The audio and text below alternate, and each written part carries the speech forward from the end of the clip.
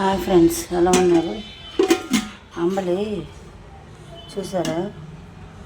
ఊరపిండి అంబలి అంటే పిండి ముందుకంటే 2 రోజుల ముందు పెడతాం అన్నమాట. పెట్టేసి ఎసరు పెట్టుకొని ఉప్పు వేసుకొని ఇది బాగా కెళ్ళిన తర్వాత అది మనం దార పెట్టుకొని అంబలిలా వండుకోవాలి.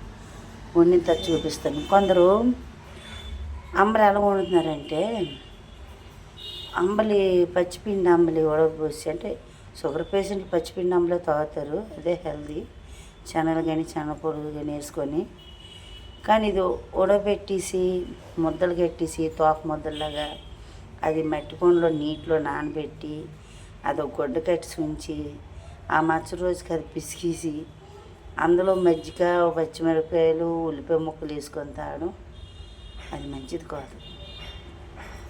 ఇంకప్పటికప్పుడు పచ్చిపిండి అంబలి చేసుకొని షుగర్ పేషెంట్లని, బీపీ ఉన్నోళ్ళైనా తాగితే, పిల్లలైనా తాగితే రాగి మానలాగా అది బాగుంటుంది.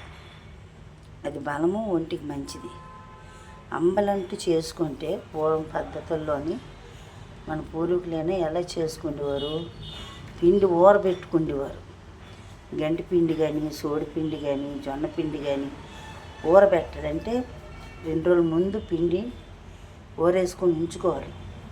అది ఎసరు అలా పెట్టుకొని ఎసరు కాగిన తర్వాత చూసి ఎసరు కెరులుతుంది ఆల్రెడీ. అది మరి కొంచెం ఇదైన తర్వాత బాగా కెరలు వస్తుంది. మరి పిండి వేసిన తర్వాత మరి ఇంకొడకాలి కదా. చూడండి కదా, మీ ముందే వేస్తాను. ఇవ్వండి, ఇలాగ వేస్తామా. ఇది వేసిన తర్వాత ఇది నేను ఉంచాను అంటే ఇందులో మరి కొంచెం పిండి వేసి మళ్ళీ ఊరబెట్టుకొని మన పెరుగు తోడేసుకున్నట్టే కొంచెం పెరుగు ఉంచి పాలు పోసుకుంటే తోడుకుంటుందా, అదే మచ్చు.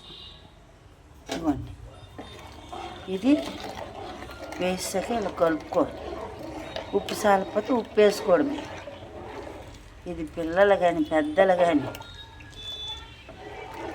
కాయ కష్టం చేసుకున్న వాళ్ళు కూడా, పొలం పనులకు వెళ్ళినోళ్ళైనా ఎవరైనా సరే క్యారేజీలు అంటే అంబలు పట్టుకొని వెళ్ళిపోతారు.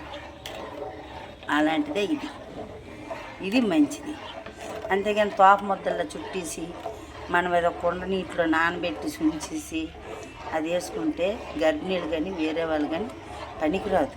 ఎవరికైనా కఫం పట్టేస్తుంది అన్నమాట. అది కుండలు చుట్టుకొని ఇలా కలుపుకోవాలి బాగా, అది పని చేస్తుంది. Okay bye.